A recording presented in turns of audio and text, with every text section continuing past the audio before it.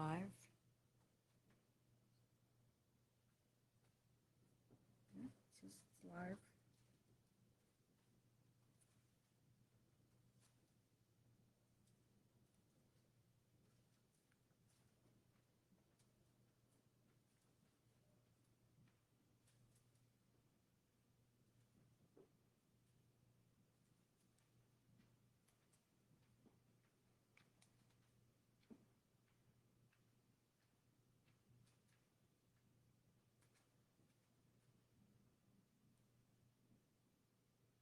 Why am I not finding? Is it coming up on anybody's phones or anything? I don't know where my phone is. Oh, my phone's still in my car. I just want to see if it's backwards or if it's still. Facebook Live starting soon.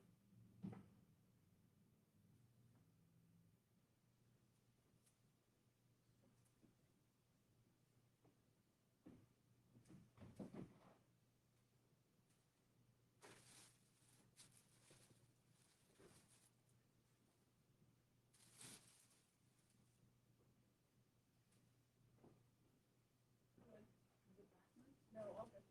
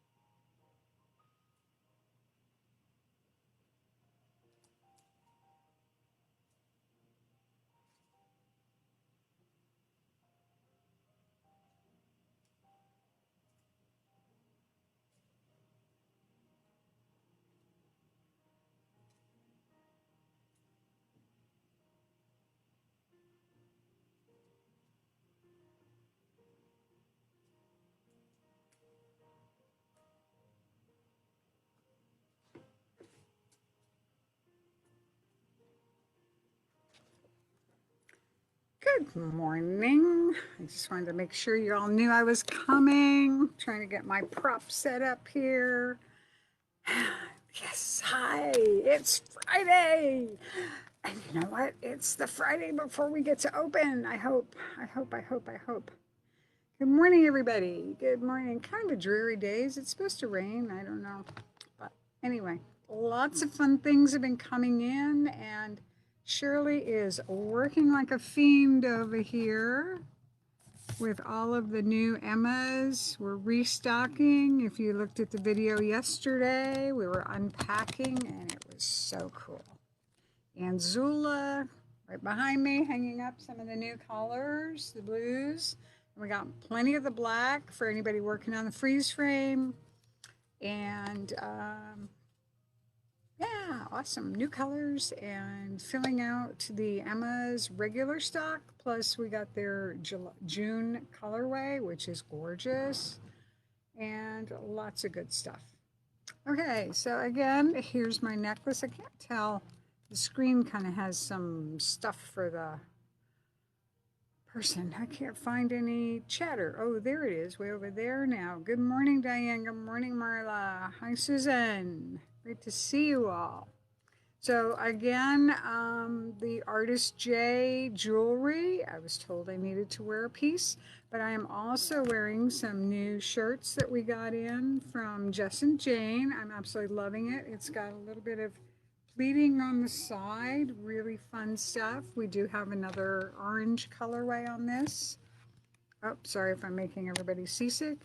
But let me hold up some of these new ones. So this is really fun, perfect for the summer. A little pocket down here if you can see it. Just really cute, bright, summery, 3/4 sleeve. Really great. I have that, I think, in a couple of sizes. And this one is just beautiful, just so bright and pretty and shiny and just gorgeous. So lots of new fun samples and styles. Again, Jess and Jane, they are made in the US, which is our modus. And this one's really cute. I love this one. And it's got some mesh on the sleeves, and I believe the pocket is mesh, and there's also a mesh trim around the bottom. Whoops, I'm just not tall enough. Sorry, folks. So nice mesh trim on the bottom. So these will be on the website under gifts, under fashion and clothing. And we're happy to mail it out and do curbside pickup or whatever works for you. Hopefully, Governor Baker on Saturday will say we are good to roll. We have been working diligently, getting all of our things in place to be able to open, and we're set. Okay. The other thing, just to remind you, we have these beautiful bracelets. They are leather, magnetic closures from the vineyard, Jewels of the Vineyard. Not the vineyard, Martha's Vineyard, but vineyard, wine vineyard in California. And we have some beautiful pieces of hers. Again, they're all magnetic closures, so you can see the fun jewels, leather bracelets, and all magnetic, folks. Make life easy for yourself. Of course, you have to be able to see. I love this one. It's got the gold tones, so we're talking brass and gold and silver, and a nice, it probably shows up a little bit orangey, but it is like an orange brown bronzy kind of leather. So that's really cool. And then this one has a jewel in the center, and then again your metal, silver metal on the sides. Leather, this one is a softer, more of a flat leather. It's not as rounded, so it won't be quite as bulky if you're concerned about that on your wrist. So those are really fun. And we also, in cleaning out the back room, Stacy and her daughter Alexa found a bunch of the I Love Handles leather bracelets with measuring tape on it. Can't believe, I knew we had them. Anybody who knows our back room would know they were hard to find. So they are called the wrist ruler, and we have them. And we have some different sizes. This one is a 17-inch natural. This one is a 16-inch natural, and we have blues, and we have red, and this one is a red one, which is what I have on. Great fun. You can take it off to measure your pattern or wherever you're at.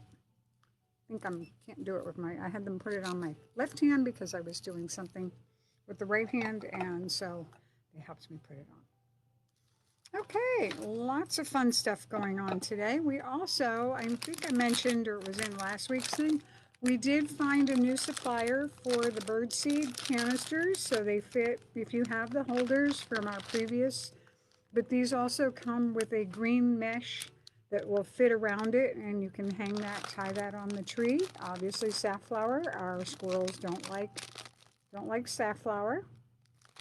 These folks also have these really adorable cottages, and they are all seed, a couple little pieces to accentuate, and you've got the little butterfly, just a tchotchke there, safflower on the top, and other seed on the cottage, and there are 3 or 4 different cottages. They're all on the website, and you'll find them. You can either do a search for birdseed, or it will be in the seasonal section, like summer, winter, fall. Don't remember. I think they're probably in all 4 seasons, but I'm not sure. You might have to check on that, but I know they're definitely in the fall one. So, and most of you are probably here for all the knitting goodies. So let's see what we have for the knitting. I have been working on the Casapinka Hug, her new pattern. I think I showed it to you last time. I was just getting started. So a couple of things about this one. I'm all tangled up here. So it is a slip stitch at the end of it, the corner here. It is a slip stitch. If you pull it too tight, it's going to really curl up. So I had to learn to loosen up so that my curve is nice and a gentle curve here, so it's going to fit nicely. This side is a knit two together, and you alternating. It is a slip stitch. It's not a knit one below or anything like that. And she just got different times that you do the slip. Like this one was every other row. This one, I think every, I don't know, fourth row or something. And then we're back to the two-tone color. And just the first row in the dark color is the slip stitch, but it is gorgeous. We have a lot of really great color combinations on the website, and I did send out an email on that. That is the Casapinka Hug Shot. So she inadvertently sent out an email that said mug shot, and this is to honor pets, I guess, and it was supposed to be the coupon to redeem it for a free pattern was only going to be available from the 5th to the 7th, but because of everything that's going on, she has extended it to the 14th. So I will be sending out, for those of you who purchased the set online, I will go ahead and send out the codes for you this evening, and they're available from the 5th to the 14th. Just if you buy a pattern and you get the code, make sure that you redeem it by then, because we will not be able to extend the redemption after that. All righty, so the next thing that was asked for was some pattern stuff here. Oh, Barbara, I see you're on too, and so is Gail. Happy Friday, Gail. Barbara, I hope you're feeling well. And Patty, I'm so excited to hear you guys or see you online. So we're going to talk a little bit about pattern reading. People pick up a pattern. I love the pattern. Let's try something different. Okay. I love the pattern. I love the pattern. I want to make that hat. Oh, gorgeous. So we need to take a look at the pattern, folks. This particular one has several different versions, and she has a beautiful pattern because they are all sampled and displayed there. So when we talk about a pattern, you want to look at the yarn. What does the pattern look like? How does it drape on a person? So we have one that is a little more slouchy here. So you know, whoops, that side, that side, that side. It's a little bit more slouchy so that you know it's got to be a little bit looser knitting. This one down here looks like it's either got something funky on the top or it is a messy hair bun. Hair hat bun, I forget what they call that, messy hair bun. So when you go into a pattern, you want to take a look at, we're going to grab this one. So she writes a little bit about how she started it, what brought her to go ahead and write this pattern. And this is a Soul Sun is a simple, gratifying knit, lace short rows and complementary color inserted in an asymmetrical shawl. So you get to hear a little bit, read a little bit about the history of why she made it and that kind of stuff. And that's kind of helpful because if she's really frustrated and stuff, a lot of them will make it an easier knit, if you will. And then this one is really nice because it shows it in one color in the pattern. And you can kind of see how the lace looks differently from the garter sections. Then she shows it to you in contrasting yarn. Oh my gosh, and we have so many new gorgeous yarns here that we're going to be able to use for that. I think we're going to have to make that one. So then you go on to the pattern and it will tell you the sizes. So you want to take a look at the size. Now we did find a pattern the other day. Somebody asked me, well, how big is this? I said, I don't know. Where is it in the pattern? Well, the pattern didn't actually say how big it was, but we know that it uses two 400 yarn skeins. So it's going to be a pretty big shawl.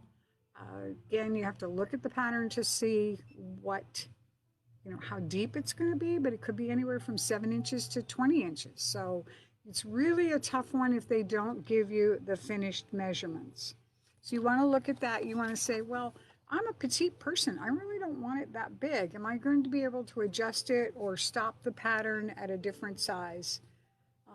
So you really want to think about that when you're looking at a pattern. Take a look at the size. Is it going to work for you? Do you like things that are really, really big? Am I going to be able to make this bigger? Then you're going to look at the gauge. Gauge is not as important in shawls, obviously. Hats, it's going to make a difference because you want it to fit. It's going to make a difference, obviously, in clothing, sweaters, and that kind of stuff. So you are going to want to watch the gauge. And if it's a sweater, you want to watch your row count.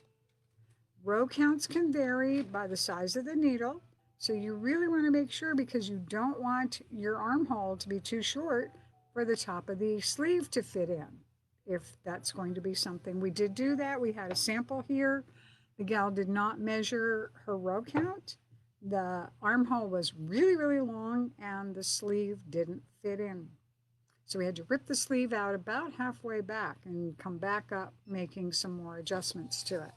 So you really want to do that. If it's a shawl or something loose, a scarf, it really isn't going to matter that much. Where it's going to matter is if you are knitting much tighter than what the gauge is. This gauge will give this drape. Yep, I got to learn how to work backwards here. So this drape works with this gauge.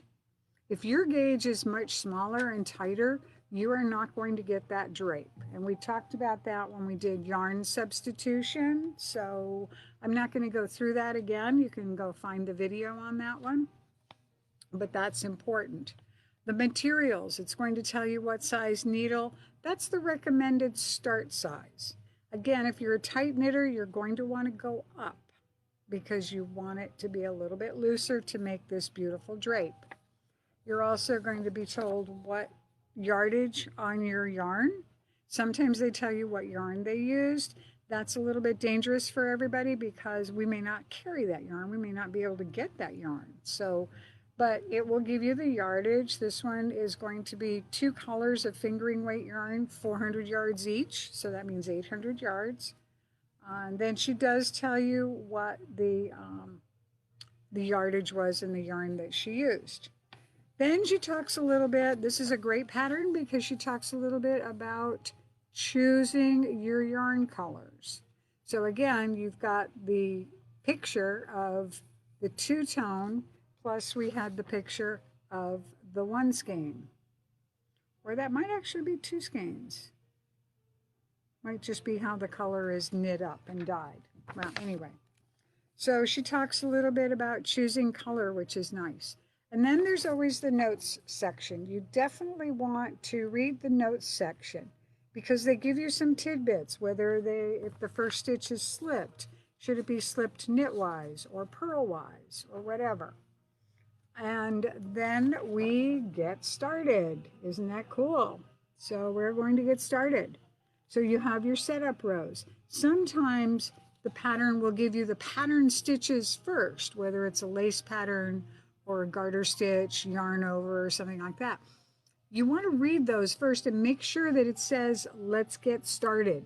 You want it to be, some people have actually taken a look at the pattern, it explained the pattern, and then they started it, and they weren't supposed to start with that section. So they were totally off when they got to actually doing the section of the pattern. And some patterns are nice enough to give you the number of stitches at the end of each section. Some people will sit and figure it out because there are increases in there, and you want to be able at the end of the row to know what the stitches were and that kind of stuff. So there's lots of stuff. A lot of people will say read through the pattern first, make sure you understand it. My comment to that is no. You're not always going to understand it. You try to envision what they're saying, okay, yarn over and then knit 2 together and then do this. As long as you understand what to do. Do you know how to knit 2 together? Do you know how to KFB, knit front and back? If you understand all of that, don't always try to envision what it's going to look like. Because sometimes that's really hard to do. Even for those of us who have knit for a long time, it's like, well, let's just get started because we know, we've read through the pattern, we know what a YO is, we know what a knit 2K together is, We know what all that means, so we can do the pattern.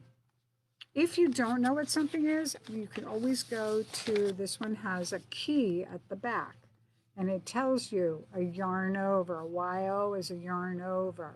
Short rows, how to do them, how she wants them done, that kind of stuff. Sometimes the key is at the front of the pattern, sometimes it is at the end of the pattern. So that's your information on pattern reading. You want to, and some are much better than others. Some give you virtually no information.